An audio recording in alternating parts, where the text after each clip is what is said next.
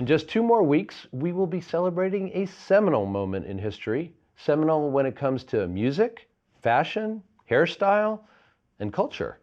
It'll be 60 years since the Beatles shook the world when they performed for the first time in the United States on the Ed Sullivan Show on February 9th, 1964.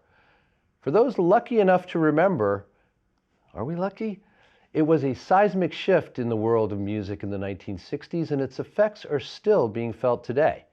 ACMi's Jeff Barn talked to media personality Cha-Chi Loprete and Beatles magician John Logan. Yep, there's a Beatles magician, who are frequent entertainers at the Regent Theatre right here in Arlington, about the profound impact of that February date all those years ago in 1964. Ladies and gentlemen, the Beatles!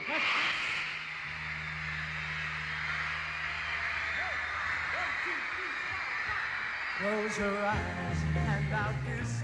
But for me, first generation Beatle fan, grew up in Cambridge, Massachusetts, born in Boston, and had 2 older brothers and a sister. And so I was sucked into the vacuum, and this album right here that started it all for us as kids in Boston. When Meet the Beatles came out this month in 1964, and the iconic album cover, and certainly the back liner notes, the photograph, and I would just look at it for hours at a time as we anticipated February 9th, the Beatles arriving in America on the 7th, playing on Ed Sullivan on the 9th, and then playing 2 or 3 subsequent Sullivan shows that month. It was a Beatle bonanza. It was really fantastic. John, before we get started on the influence the Beatles have had in your life, first of all, you have to clarify, what does a Beatles magician do? Yeah, that's a great question. So I tell underground stories of the Beatles through the magic. So through the tricks that audience participation tricks, you learn about a different component of the Beatles that people may not know about. So the show that we have coming up, I'm talking about how they wrote their songs, Paul and John and their subconscious minds. We have some shows where I talk about their different personalities and how they all, because of that, they all created magic, no pun intended there. So it's really fun. Every trick I do, you learn something about the Beatles through the magic, and it's really fun. Yeah. Can't get enough of Beatles trivia. There's no doubt about that.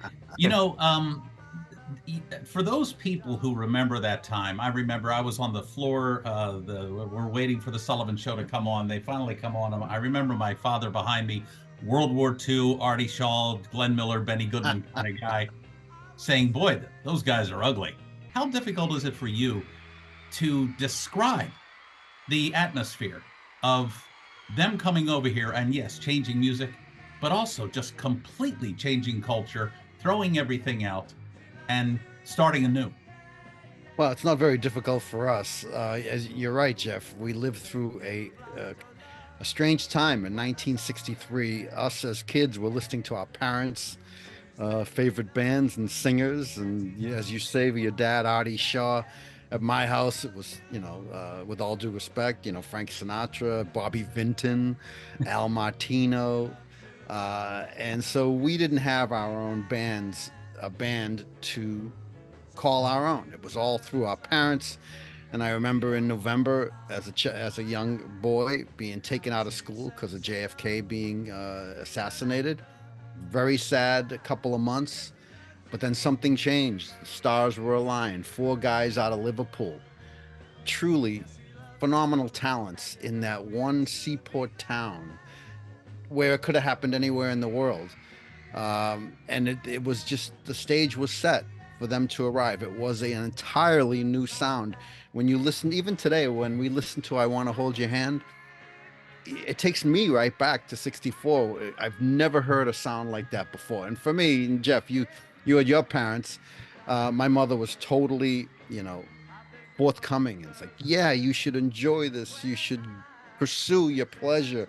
She would say to me later on, how come, you know all these words to songs, but you can't get your math together at school, and my father would always we'd always butt heads because I wanted to have a Beatle haircut. And boy, you couldn't have one back then because that was a terrible thing. The hair being long, and look at the hair today, Jeff. So for me, it was life-changing. It helped me, as well as many other people all around the world, pursue their own, careers in life. Mine was based on the love of the Beatles, and here I am, over 40 years on the radio, Breakfast with the Beatles, over 25 years. I'm living a dream, and you see my environment. It's all about the Beatles, and here we are, 60 years later. Who's right? Here we are, 60 years. So we have prevailed, the Beatle fans of the of 1960s.